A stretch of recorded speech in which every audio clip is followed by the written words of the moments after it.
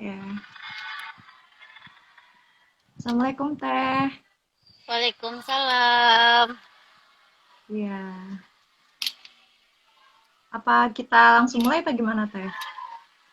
Viewersnya masih Boleh, tiga nggak orang apa-apa. ya? Nggak apa-apa. Nggak apa-apa, nggak apa-apa. Oke, Nanti kita oke, kan oke. bisa posting di YouTube. Iya. Ini udah connect ke mana aja Teh? IG dan mana lagi? Kalau boleh tahu. Nggak, cuma IG, cuma IG. Ini cuma IG. Oh Nanti iya, oke. mbak apa rekamannya kita di YouTube kan? Mm-mm. Eh, Langsung dimulai ya semuanya. Eh, Assalamualaikum warahmatullahi wabarakatuh. Eh, Waalaikumsalam warahmatullahi wabarakatuh. ya. Bismillahirrahmanirrahim. Alhamdulillahilladzi arsala rasulahu bil huda wa dinil haqq liyudhhirahu 'ala dini kullih walau karihal musyrikun. Asyhadu an la ilaha illallah wahdahu la syarikalah wa asyhadu anna Muhammadan abduhu wa rasuluh. Segala puji bagi Allah yang telah memberikan kita nikmat iman, Islam sehat, sehingga kita dapat berseminar di yang insya Allah diberkati oleh Allah Subhanahu Wa Taala. Lalu salawat serta salam kita hanturkan kepada junjungan Nabi besar Muhammad SAW beserta para sahabatnya, para keluarganya, dan para pengikutnya yang senantiasa mengikuti ajarannya. Alhamdulillahirabbil alamin.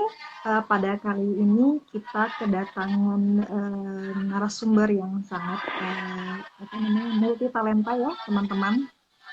Kita sudah ketahui bahwasannya ini merupakan Ibu Ketua Fatayat NU Cabang Bogor, namun Fordap, Fordap, Fordap. Fordap, iya, Forda, Forum Forum Dai. Dakwah Fatayat NU, ya Forum Dakwah Fatayat NU Bogor. Fatayat. Nah, kita akan mengenal sedikit lebih dalam siapakah Ibu Al-Ustadzah Al-Kabiro Al-Dukturah ini ya, yang sangat multi talenta sekali. Eh, Alhamdulillah, kali ini kita kedatangan narasumber yang bernama Dr. Lilis Fauzia Balkis, SHI, MA, EK, dan beliau ini merupakan sarjana hukum Islam dan S2-nya itu merupakan ekonomi ya, ekonomi Islam dan ini di pasca sarjana UIN Syarif Hidayatullah dan juga doktornya ini mendapat gelar dari TV dan menghususkan kajian beliau kepada kajian apa Teh? Mohon maaf yang dokter itu. Pendidikan berbasis Al-Quran di PT IKI. Ya, dan ini memang apa namanya sangat sangat apa namanya sangat apa namanya beliau ini keilmuannya sangat tidak bisa apa namanya sangat tidak bisa diragukan lagi karena memang kredibel dan juga kajian keislamannya itu mulai dari jika dirunut ya mulai dari pendidikan SD sampai pesantren, kemudian juga beliau apa namanya sampai S3 beliau juga merupakan kajian-kajian keislaman yang setelah saya baca juga disertasi beliau, beliau juga menuliskan tentang filantropi Islam khususnya perempuan dan kewirausahaan ini sangat sangat isunya sangat kontemporer sekali dan juga merupakan apa namanya kajian-kajian perempuan ya, kajian-kajian perempuan masa kini yang sangat apa namanya berguna bagi pembekalan bagi kita, terutama kaum perempuan dan juga sebagai muslimah gitu. Beliau juga merupakan Ketua Fatayat NU Bogor dan anggota Komisi 8 MUI Bogor di bidang perempuan, remaja, dan anak. Dan beliau juga merupakan dosen tetap di Universitas Juanda Bogor. Jadi yang saya katakan tadi bahwasanya tidak diragukan lagi intelektualitas beliau di dalam pendidikan dan juga di dalam kajian keagamaan. Jadi jika kita boleh menyimpulkan siapakah beliau ini, Ustazah Al-Balkis ini, beliau merupakan ustazah sekaligus apa namanya intelektual muslimah. Jadi yang insya Allah merupakan cikal bakal ulama perempuan di Indonesia ya. Kita doakan beliau senantiasa konsisten dan juga diberikan kekuatan agar senantiasa apa namanya mensiarkan syiar-syiar Islam baik di masyarakat juga di kajian akademik ya. karena beliau juga produktif dalam menulis buku dan jurnal. Langsung saja pembahasan pada tema kali ini kita membahas tentang filantropi perempuan yang juga dikaji dengan kajian keislaman ya, kajian Al-Quran. Kepada beliau Al-Ustazah Al-Fadila Al-Duktura dipersilahkan. Ya, terima kasih Teh Anissa yang sedang menyelesaikan masternya di Pasca Sarjana UIN Syarif Hidayatullah ya. Berarti satu alumni ya, cuma beda angkatan aja. Yeah.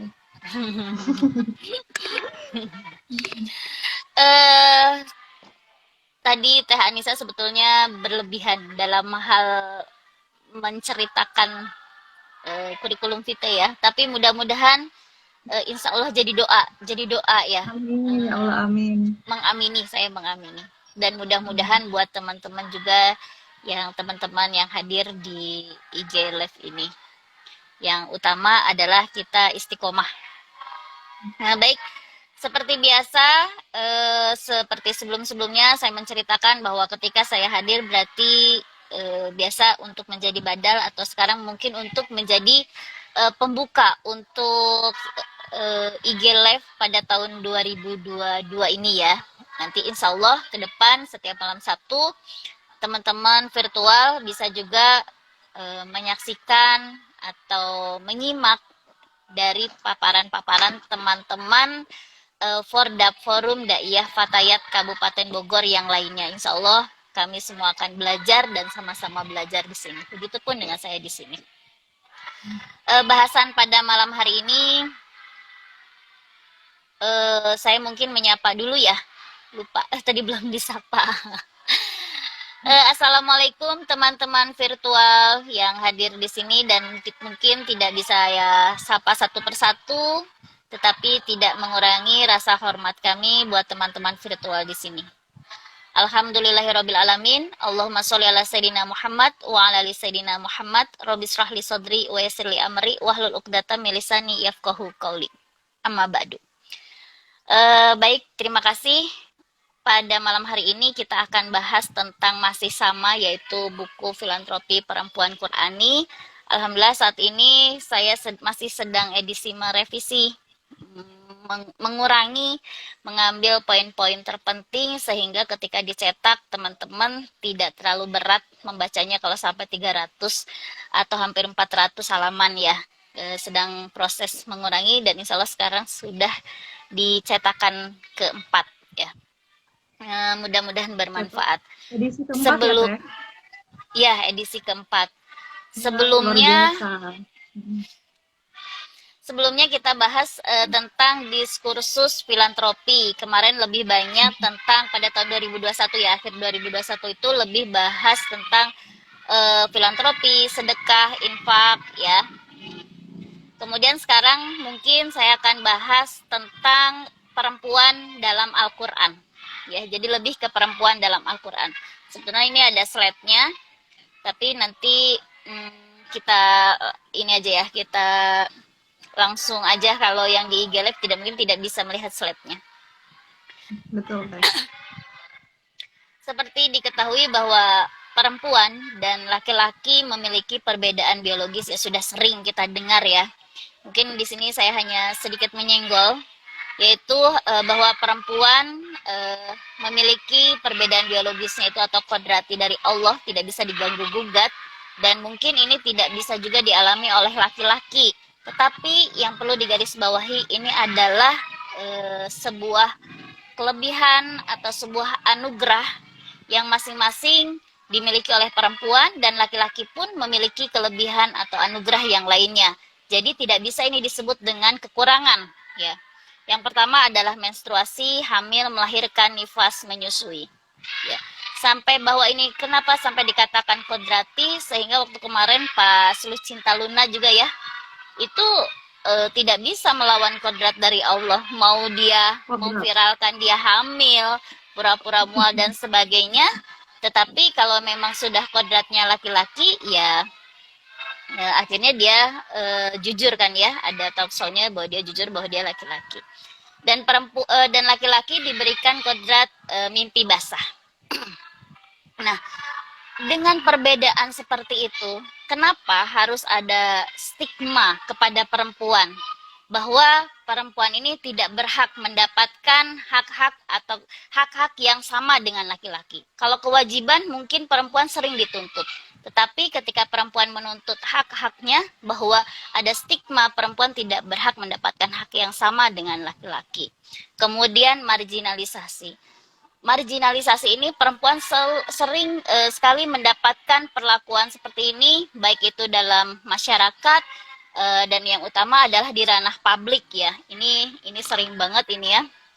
Kemudian subordinasi, sehingga sudah dimarginalisasikan di ranah publik, kemudian masih juga disubordinasikan di rumah tangganya sendiri dalam mengambil kebijakan atau dalam hal lain apapun. Kemudian jadi biasanya suami istri masih dianggap bahwa ada atasan dan bawahan. Nomor satu dan nomor dua adalah mengambil kebijakan.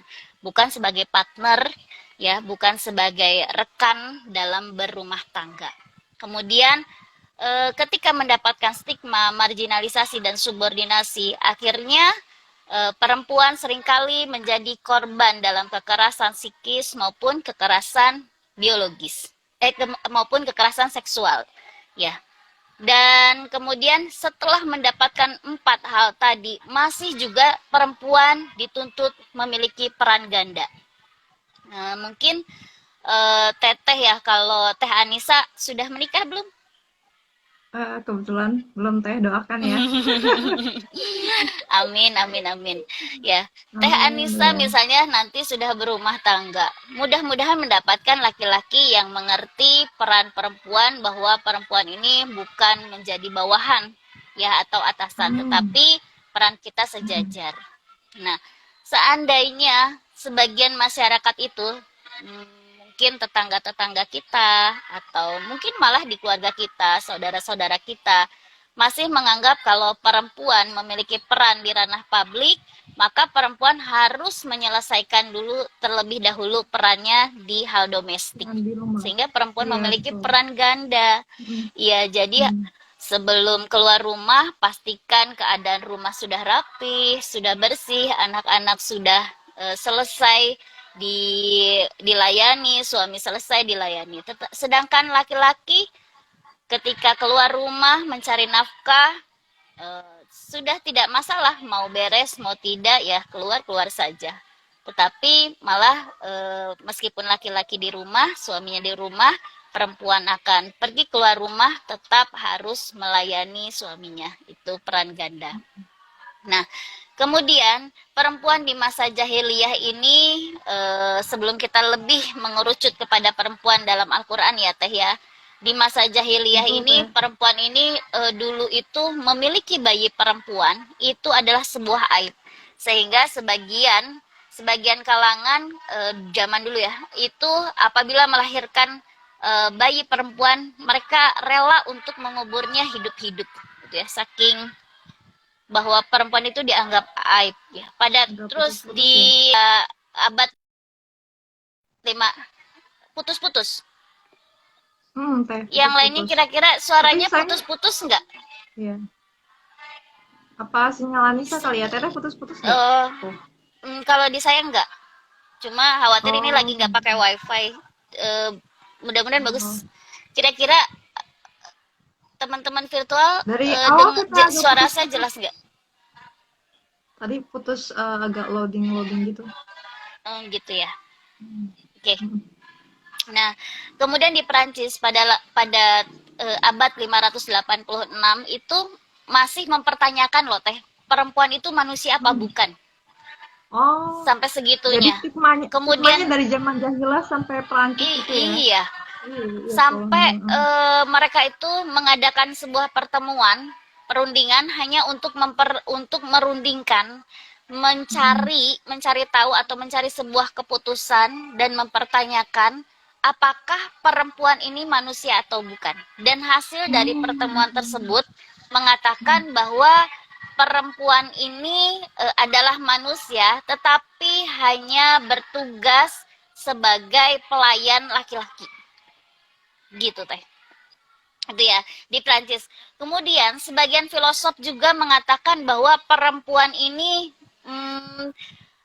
mempertanyakan perempuan ini punya ruh atau tidak, gitu teh. Filsuf Sampai filsuf apa sih ya dipertanyakan. Teh? Kalau boleh tahu. Ya, Apakah barat sebagian apa para filosof ya, filosofi Jahili ya.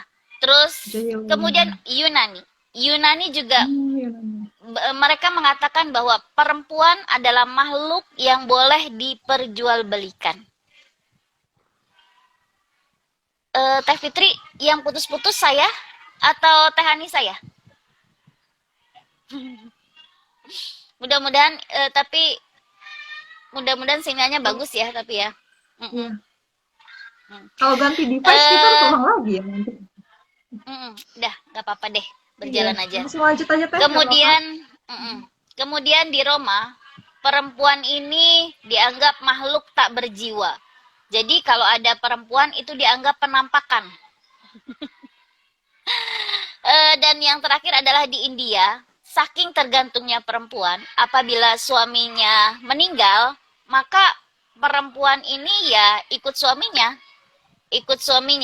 Jadi tidak ada alasan perempuan untuk hidup lagi, gitu ya. Oke, sekarang kita lanjut.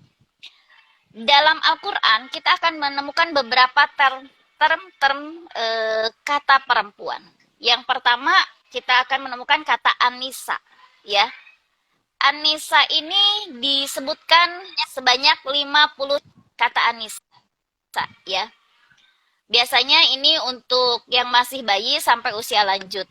Kemudian kita temukan lagi yang menunjukkan kata perempuan adalah imro'ah. Imro'ah ini dari asal katanya mar'ah, ini bisa memberikan makna. Yang pertama adalah sebuah pasangan yang satunya baik, tidak baik. Contoh, bisa perempuannya, bisa laki-lakinya. Contoh, ada imro'atul lut, ya. Berarti kalau imro'atul lut, suaminya baik, tetapi istrinya tidak baik. Sama seperti imro'atun nuh. Imro'atun nuh ini suaminya baik, istrinya tidak baik. Tetapi yang tidak baik, berarti sekarang kalau istrinya yang baik, suaminya tidak baik, seperti imro'atu Fir'aun. Ya, imro'atu Fir'aun ini istrinya baik, suaminya tidak baik. Itu, oke. Sekarang bintu. Kata bintu kita temukan di dalam Al-Quran yang menunjukkan bahwa itu adalah makna perempuan. Ini disebutkan 17 kali. Dan yang terakhir kata zaujah. Ya, zauj. Disebutkan 18 kali. Zauj ini untuk menunjukkan makna pasangan yang kedua-duanya baik. Ya, yang kedua-duanya baik. Laki-lakinya baik, suaminya baik, istrinya baik. Contohnya siapa? Nabi Adam sama Bunda Hawa. Terus siapa lagi? Ibrahim alaihissalam dengan Bunda Sarah, ya, sama Bunda Hajar. Itu dari Nabi Ibrahim alaihissalam ini yang memiliki keturunan sampai bawahnya soleh, ya. Banyak yang menjadi nabi juga, ya. Itu. Oke. Sekarang kita lanjut bahwa apa aja sih nanti yang akan dibahas ayat-ayat tentang Al-Qur'annya itu perempuan, yang menyinggung tentang perempuan. Yang pertama adalah penciptaan perempuan. Penciptaan manusia khususnya perempuan. Kemudian potensi tumbuh dan berkembang masing-masing individu, ya. Kemudian perempuan dan laki sama-sama berhak untuk meraih kesuksesan atau sama-sama berprestasi. Dan kemudian begitu dulu aja. Sekarang kita buka ayat pertama, yaitu bagaimana proses penciptaan manusia yang pertama. Di surah Al-Hujurat ayat 13, di situ dijelaskan, Bismillahirrahmanirrahim. Ya ayyuhan nasu inna khalaqnakum min dzakarin wa unsa wa ja'alnakum syu'uban wa qabaila lita'arafu. Ya. Di situ saya garis bawahi yang merah itu min dzakarin wa unsa. Jadi dari Allah menciptakan inna khalaqnakum. Kata pertama aja udah ya ayuhan nas, wahai manusia. Ini sinyalnya bagus nggak teh? Bagus Bagus, ya. Teh. Mm-mm. Mm-mm. Wahai manusia, inna khalaqnakum, sesungguhnya Allah menciptakan kalian semua. Siapa? Kum, Iya, jadi yaitu min dzakarin aw unsa. karin dari laki-laki wa unsa dan perempuan. Ya, kumnya di sini adalah laki-laki dan perempuan. Berarti jelas di sini membantah semua pernyataan-pernyataan tadi bahwa yang Iya. perempuan di masa jahiliyah, yang Perancis Tabiat jahiliyah mempertanyakan ya, Teh, perempuan membantah. itu, ya perempuan ini Mm. manusia atau bukan. Di sini Al-Quran turun. Al-Quran menjelaskan. Inna khalaqnakum, sesungguhnya aku menciptakan An-Nas itu tadi manusia tadi itu siapa? Manusia min laki-laki dan perempuan. Itu yang pertama harus digarisbawahi. Bahwa perempuan pun manusia, ya. Apalagi nanti di situ kalau dibahas sudah wa-nya dan sebagainya ya. Kemudian dijadikan berbangsa-bangsa dan berkabilah-kabilah. Nah, ini baru poin pentingnya untuk untuk mengetahui stratanya itu seperti apa, kastanya itu seperti apa. Inna akramakum indallahi atskokum. Sesungguhnya bagi Allah kamu itu mulia, dan idealnya bahwa manusia itu tidak boleh mengatakan kamu kelas A, kelas B, kelas 1, kelas 2 dan sebagainya, karena Allah sendiri tidak membeda-bedakan mau itu bangsa, kulit, sebagainya. Tetapi bagi Allah mulia adalah ketika manusia bertakwa kepada Allah. Itu jadi pertama Allah tujuan menciptakan adalah li ta'arafu, untuk saling mengenal. Perempuan dan laki-laki tidak ada membeda-bedakan, tetapi yang membedakan hanyalah ketakwaan. Itu ya. Nah, Betul. kemudian ini selanjutnya adalah sekarang penciptaan manusia perempuannya. Di sini surah An-Nisa ayat 1. Bismillahirrahmanirrahim. Ya ayuhan nasu taqu rabbakumul ladzi khalaqakum min nafsin wahidatin wa khalaqa minha zaujaha. Sampai sini dulu. Jadi ya ayuhan nas, kita garis bawahi lagi. Ya ayuhan nas, wahai manusia, bertakwalah kepada Allah, dan Allah menciptakan kamu, tan manusia, min nafsi wahidah, dari jiwa yang satu. Dari jiwa yang satu. Berarti min nafsi wahidah ini sebagian ulama mengartikannya secara harfiah. Ya. Dan sebagian ulama kontemporer pun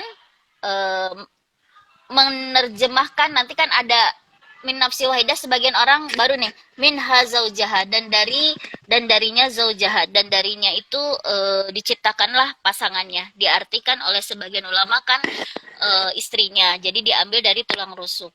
Nah, tulang rusuk ini mereka sebagian mengambil kata dari hadis, sebagian mengambil hadis dari almar'atu kadil. Jadi perempuan itu seperti tulang rusuk gitu ya. Nah, itu mereka mengaitkannya dengan hadis tersebut gitu ya, sebagian ulama menafsirkannya. Nah, sebelum kata minha ada kata min nafsi wahidah ya. Ini maknanya dari diri yang satu ini menunjukkan kesetaraan dan kesejajaran. Min nafsi wahidah, dari jiwa yang satu. Sama gitu.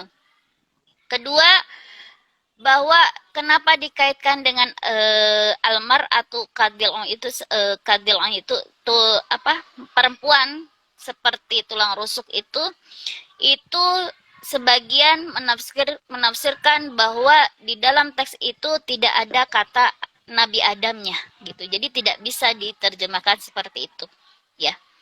Oke. Kita lanjut ke selanjutnya. potensi tumbuh dan berkembang masing-masing individu. Jadi laki-laki dan perempuan memiliki potensi yang sama, memiliki kesempatan yang sama dalam tumbuh, dalam berprestasi, dalam hal apapun. Kita lihat di surah Ar-Rod ayat 11. Di situ bismillahirrahmanirrahim, lahu muaqibatum min baini yadayhi wa min khalfihi yahfazunahu min amrillah. Lahu, ya, darinya muaqibatun. Jadi perempuan dan laki-laki sama-sama diikuti oleh malaikat. Di mana mimbaini yadaihi min khalfi. Jadi sekelilingnya diikuti oleh malaikat, dicatat setiap apapun yang kita lakukan. Kemudian selain itu yahfazunahu, dan dijaga. Buat apa dijaga? Min amrillah, yaitu ini juga kembali kepada tujuan diciptakan manusia, illa liya'budun, yaitu untuk hanya menyembah kepada Allah. Jadi min amrillah ini tujuan dasarnya adalah diciptakan manusia ini adalah setiap kita melakukan apapun sampai dicatat oleh malaikat agar tidak lepas, agar tetap fokus pada tujuan awal, yaitu melakukan perintah Allah, liya'budun, untuk menyembah kepada Allah Subhanahu wa taala. Gitu. Nah, kemudian apa yang menjadikan semua perempuan, semua laki-laki juga memiliki potensi yang sama? Oleh karena itu, ayo berusaha. Karena ini lanjutan ayat selanjutnya, yaitu innallaha la yughayyiru ma biqaumin hatta yughayyiru ma bi anfusihim. Jadi kalau kamu pengen berubah, kamu pengen maju, kalau kamu pengen sukses, kalau kamu pengen apapun dalam hal prestasi, silakan. Semua ada di tangan kamu sendiri, baik itu laki-laki maupun perempuan. Ya. Jadi tidak ada peluang itu hanya diberikan untuk laki-laki, peluang itu hanya diberikan untuk perempuan. Di sini setara, sama, ya, memiliki kesempatan yang sama, sama-sama diikuti malaikat, sama-sama dijaga, sama-sama dilindungi, sama-sama disuruh fokus untuk tetap tujuan awalnya yaitu kepada Allah. Nah, dan kemudian yaitu oke, kita berusaha, la yughayyiru ma bi anfusihim itu. La yughayyiru ma bi qaumin hatta yughayyiru ma bi anfusihim itu. Itu surah Ar-Rod ayat 11. Nah, sekarang peluangnya sama. Kalau tadi kan memiliki potensi yang sama. Sekarang perempuan dan laki-laki memiliki kesamaan dalam meraih prestasi. Nah, kita buka sekarang surah An-Nisa ayat 124. Perempuan dan laki-laki itu sama-sama memiliki peluang yang sama, prestasi yang sama untuk mendapatkan hamba yang ideal, sehingga layak mendapatkan surga dari Allah. Apa ayat pendukungnya? Bismillahirrahmanirrahim. Wa may ya'mal minas solihati min dzakarin aw unsa wa mu'minal jannah. Jadi laki-laki, perempuan, apabila dia berbuat baik, ya, berbuat baik ini kaitannya kalau sama buku, yaitu berfilantropi. Berfilantropi, berbuat baik dalam hal apapun itu, maka balasannya surga. Jadi tidak ada hanya laki-laki surga itu. Iya, ada kelas-kelasnya, tidak dijelaskan seperti itu. Ya. Nah, perempuan dan laki-laki juga berhak mendapatkan fasilitas yang sama di surga dalam menikmati segala apapun. Ini ditunjukkan pada surah Al-Baqarah ayat 35. Di situ dijelaskan bismillahirrahmanirrahim, wa qulna ya adamuskun anta wa zaujukal jannah. Nabi Adam dan istrimu, silahkan kamu tinggal di surga ini dan silahkan menggunakan semua fasilitas surga kecuali la taqraba hadhihi syajarah. Ya, jadi tidak boleh mendekati pohon ini. Nah, ini kan menunjukkan bahwa tidak ada pembedaan. Tidak ada yang membedakan untuk menikmati surga, terus menikmati fasilitas surga. Kemudian perempuan dan laki-laki pun berhak mendapatkan kehidupan yang layak di dunia. Ya, tidak hanya di surga, di dunia pun layak. Mendapatkan rumah DPR semua sama, boleh berhak ya. Meskipun sekarang perempuan hanya masih dibatasi 30%. Ya. Atau termasuk misalnya hak akses pendidikan ya, Teh. Ya, hak akses pendidikan sekarang itu di sini ayatnya An-Nahl ayat 97. Bismillahirrahmanirrahim, man amila sholihan min dzakarin au unsa wa huwa mu'minun falanuhyiyannahu hayatan thayyibah. Sama dalam hal pendidikan. Dalam hal pendidikan perempuan ini masih sekitar kalau untuk yang melanjutkan strata 2 itu 10% teh. Kalau untuk S1-nya sekitar 35%. Tapi atas selanjutnya itu S2 dan S3 itu hanya 17% lah yang melanjuti. Kalau di buku ini penelitiannya itu yang 13 tahun ke atas yang melanjutkan itu semakin berkurang. Jadi lebih banyak SD dan akhirnya melakukan pernikahan dini itu ya. Kemudian tafsirnya ini mengisyaratkan bahwa kesetaraan gender ini ideal dan memberikan ketegasan ya. Jadi perempuan berhak untuk berprestasi maupun baik itu spiritual ya, dalam hal ibadah sama ya, maupun dalam hal profesional ya. Dalam hal profesional itu yaitu mau berkarya, mau berpolitik, mau melakukan hal-hal yang di ranah publik sama ya. Betul. Nah, kemudian berwirausaha ya, Teh. Iya. Nah,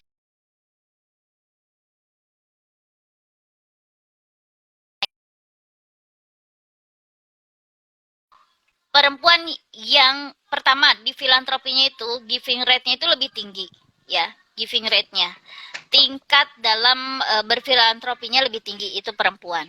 Kemudian dalam hal berwirausahanya juga, dalam hal berwirausaha. Sekarang Teh Anissa lihat deh status WA-nya. Pasti banyak melihat teman-teman atau teman-teman status WA, teman kontaknya itu berwirausaha ya. Nah, itu sebetulnya menunjukkan bahwa jiwa wirausaha perempuan itu, perempuan di Indonesia ini lebih tinggi daripada Malaysia. Setelah Tiongkok itu Indonesia yang jiwa wirausaha perempuannya tinggi. Itu ya. Di Asia Tenggara ya. Oke, saya lanjutkan dulu ya. Sekarang ini kesetaraan gender. Nah, ayat yang menunjukkan kesetaraan gender yaitu surah At-Taubah ayat 71. Di situ dijelaskan wal mu'minuna wal mu'minati ba'duhum awliya'u ba'd. Mukmin laki-laki dan mukmin perempuan berhak mendapatkan surga, yaitu beriman kepada Allah. Quraisy Shihab menafsirkan kata ba'duhum awliya'u ba'd, hendaklah perempuan dan laki-laki saling tolong-menolong. Ya, jadi keduanya itu ini nanti dikatakan mubadalah itu cara keduanya. Nah, sedangkan di tafsir Al-Manar dijelaskan bahwa kata aulia memberikan makna bantuan, kerjasama, dan penguasaan. Sehingga menurut di tafsir Al-Manar ini perempuan memiliki peluang, kesempatan, dan kemungkinan yang besar untuk menjadi seorang pemimpin di masyarakat. Ini ya, jadi kata ini yang menguatkan bahwa ba'duhum awliya'u ba'd. Ya, jadi bisa laki-laki maupun perempuan yang menjadi pemimpin. Ya, tidak ada pembeda karena di awal ayat dijelaskan wal mu'minuna wal mu'minati. Itu, ya. Kemudian di Al-Quran juga Teteh pernah nggak lihat di Al-Quran surat yang menunjukkan kata perempuan, nama surat yang menunjukkan kata perempuan? Nama saya sendiri Teh Anissa. Betul. Pernah nggak Teteh menemukan surat yang menunjukkan makna laki-laki? Ar-rijal. Oh, itu hanya ayat ya biasanya ya. Rijal Mm-mm. qawwamuna 'alan Oke, nisa. jadi Iya. perempuan spesial ya untuk mengangkat bahwa dia tidak berhak untuk mendapat perlakuan subordinasi, dimarginalisasikan ya. Al-Quran sendiri memuliakan. Nah, kemudian ada Bunda Maryam di dalam Al-Quran disinggung banyak kisah tentang Bunda Maryam. Iya, Sangat betul. tertarik tentang Bunda Maryam. Di buku saya dijelaskan. Bunda Maryam ini menceritakan bagaimana dia menjadi wanita tangguh.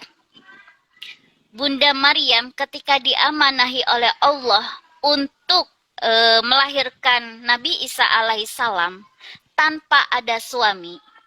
Nah, Bunda Maryam ini kemudian bagaimana dia siap untuk mendapatkan komentar dari netizen, kalau saat ini netizen, ketika mendapati Haters. dirinya hamil tanpa suami, ya, Tanpa dia suami. tegar, dia suci, meskipun banyak cibiran dan sebagainya, dia tegar, dia tidak bikin status istilahnya ya, dia tidak bikin status di WA, dia tidak bikin status di Facebook dan sebagainya ketika galau, ya. Kemudian satu lagi ketegarannya adalah ketika Bunda Maryam akan melahirkan Nabi Isa alaihissalam, ia dituntun untuk ke hutan didampingi oleh malaikat Jibril, dan ketika melahirkan kebayang bagaimana rasa sakitnya yang sudah melahirkan ya, mamah-mamah di sini, ibu-ibu di sini, itu bagaimana rasa sakitnya kalau apalagi tidak ada yang mendampingi satupun. Dia hanya bertawakal kepada Allah. Saking tegarnya itu. Memegang pohon kurma ya, memegang pohon kurma ya ketika melahirkan itu. Dan setelah itu beres, tidak ada keluhan dan sebagainya, dia kuat ya, dikuatkan oleh Allah. Kemudian Bunda Maryam keluar untuk menghadapi masyarakat. Beliau tegar itu apa ya? Salah satu kecerdasan psikisnya itu bagus, Iya. itu Bunda Maryam ya. Kemudian Kecerdasan sempat saya juga emosionalnya ya Teh. disertasinya pengen judul ya, kecerdasan emosionalnya. Emosional Nah, banget. sempat pengen ngambil itu, tapi tidak ada pendidikannya. Jadi saya cari yang pendidikannya waktu itu. Nah, kemudian ada Bunda Aisyah. Bunda Aisyah, istri Firaun, di mana dia mendampingi Firaun untuk melindungi Nabi Musa alaihissalam dari kekejamannya Nabi Firaun laknatullah itu, dan Ratu Balkis. Nah, ini bisa dijadikan contoh Teh. Bukan karena nama Hmm, saya, akhirnya saya tulis juga di situ ya. Nah, karena Ratu Balkis ini dijelaskan bahwa dia bisa memimpin Baldatun leadershipnya. Toyibatun. Iya, Iya, leadershipnya negara bagus yang ya Teh. baik. Iya, negara yang makmur. Nabi Burung Hud-Hud kan cerita itu loh. Ada kerajaan yang bagus, makmur, dipimpin oleh perempuan, tetapi dia menyembah matahari. Ya, apa yang perlu diteladani dalam kepemimpinannya adalah ketika ia mendapatkan surat cinta dari Nabi Sulaiman alaihissalam, dia tidak serta-merta mengambil keputusan, tetapi ia rundingkan dengan para menterinya untuk mendapatkan atau menghasilkan keputusan apa selanjutnya untuk menjawab surat cinta dari Nabi Sulaiman alaihissalam ini. Itu ya. Kemudian ada lagi Khadijah. Khadijah udah jelas ya, Khadijah mendampingi susah dan senang. Nah, tapi kenapa lebih banyak diceritakan keunggulannya itu Bunda Aisyah ya. Kalau tadi Asia, sekarang Kalau Bunda Aisyah. Teh, kalau Khadijah itu bisnis woman masa Nabi Teh. Dia Iya, tujar kan, pedagang. iya. Jadi luar biasa juga Business perannya. woman, Hmm, ya, iya, business bisnis woman woman. yang sukses. Dulu itu malah jatuh cintanya awalnya dari situ ya. Nah, Iya. Oh, benar. kemudian tetapi kenapa yang sering diangkat kita sampai ada lagunya yang Bunda Aisyah ya. Nah, karena emang Bunda Iya, Aisyah menemani di masa Rasulullah sudah diutus menjadi rasul. Akhirnya betul. karena kecerdasannya, kepintarannya, Bunda Aisyah Mm. di banyak diambil menjadi rujukan dalam hukum-hukum setelah Rasulullah wafat. Syariat. Iya. Ya, dan Mm. ini Bunda Aisyah yang sering terlewatkan. Bunda Aisyah ini pintar dalam hal puisi, kedokteran, dan banyak Mm. ilmu-ilmu lainnya. Jadi pintar banget ini. Jadi emang boleh sampai Rasulullah waktu itu Intelektualnya minta tinggi ya. Mm. kepada para ahli, silahkan belajar sama tolong ajarkan istri-istri saya ini tentang pengetahuan umum, ya tentang banyak ilmu pengetahuan. Kemudian ada juga yaitu perempuan di zaman Rasul yang ikut perang, yaitu Ummu Umaro, ya. Banyak lagi ini sebetulnya kisahnya teh bagaimana hak-hak di sini, tapi sengaja saya bikin seri Mm. dalam buku ini biar nanti ada seri selanjutnya, bab-bab selanjutnya yang lebih menitik beratkan kepada fokus kepada filantropi perempuan yang dimana filantropinya itu berbasis kewirausahaan. Jadi filantropi mandiri, bagaimana kita berderma tetapi mandiri, tidak lagi mengandalkan dari kantong suami sehingga mengurangi jatah nabung untuk sekolah anak, terus persiapan makan di rumah, tetapi bagaimana perempuan bisa menjadi subjek, tidak hanya saja menjadi objek, tetapi menjadi subjek untuk berfilantropi. Mungkin itu Filantropi. Nisa, kita nanti bisa mulai dengan, maaf lewat ya jam 8-nya. Kita bisa mulai dengan diskusi. Silakan. Iya. Sebelumnya Teh Balkis terima kasih atas pemaparannya yang luar biasa sekali ya. Tadi Teh Balkis sendiri telah memberikan pola-pola atau teladan-teladan dalam dalam apa namanya Islam, wanita Sahabiah Islam gitu ya, seperti Khadijah businesswoman, atau Bilqis itu leadershipnya bagus, Asia istri Firaun itu Asia itu dan Maryam ketakwaannya bagus ya, dan Aisyah itu intelektualnya tinggi sekali dan bahkan beliau juga yang teman-teman kita tahu bahwasannya beliau itu meriwayatkan banyak hadis di mana intelektualnya tinggi dalam menghafal ya. Boleh ditunjukkan Teh buku Teteh agar teman-teman lihat secara fisik gitu. Iya. Nah, ini teman-teman bukunya yang bisa sudah edisi keempat beliau bilang. Ini akan dibuat jilid kedua atau berbeda judul atau bagaimana Teh yang tadi mengkisahkan Masih tentang masih Sahabiyah? jilid pertama ya untuk saat ini. Oh, Biar cuma masih edisi edisi baru lah. revisi. Nanti baru Edisi baru ya. rencana kalau untuk yang selanjutnya baru dibuka tentang lebih ke wirausaha ya. Wirausaha ya, iya. Menarik juga tentang wirausaha di mana zaman sekarang adalah e-commerce dan digital ya. Teteh bisa kasih apa namanya masukan dan pembukaan bagaimana tips-tipsnya gitu.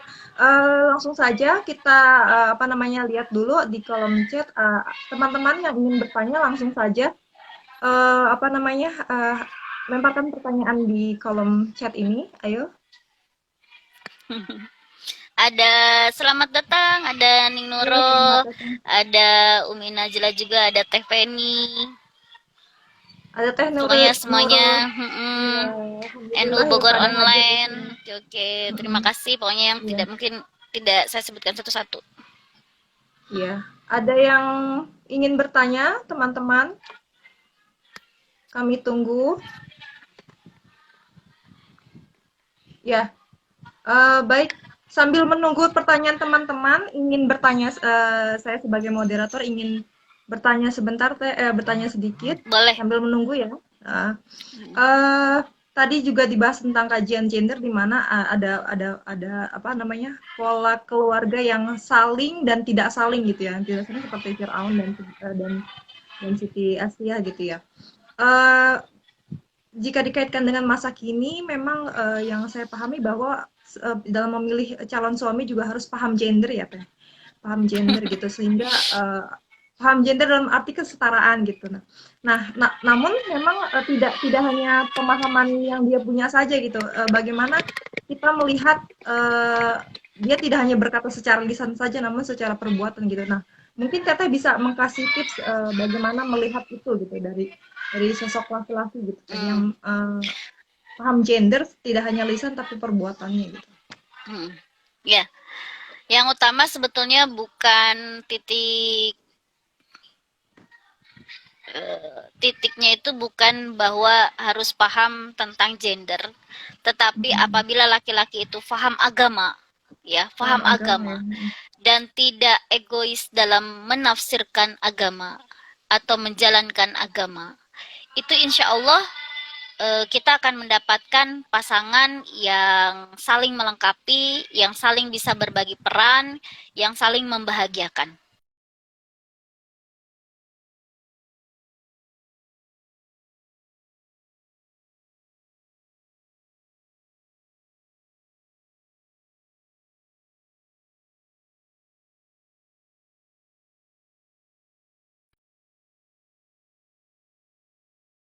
Bahwa sebetulnya Al-Quran sendiri sudah sangat adil dan seadil-adilnya mensejajarkan, tidak membeda-bedakan satu dengan yang lainnya.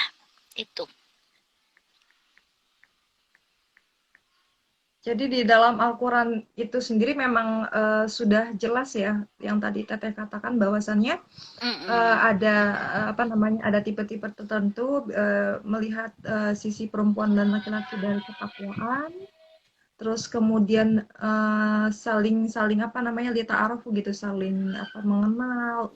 Ini juga untuk kebaikan ya tadi ya, untuk filantropi itu kan kita harus saling mengenal gitu ya Teh.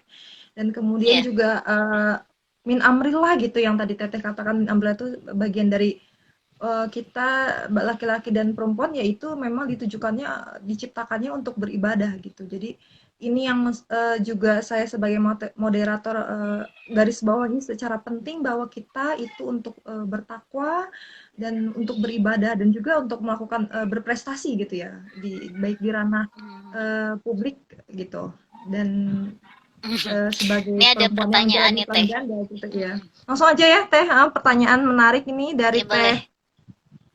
Fitri. Assalamualaikum Teh, bagaimana menyikapi laki-laki yang minus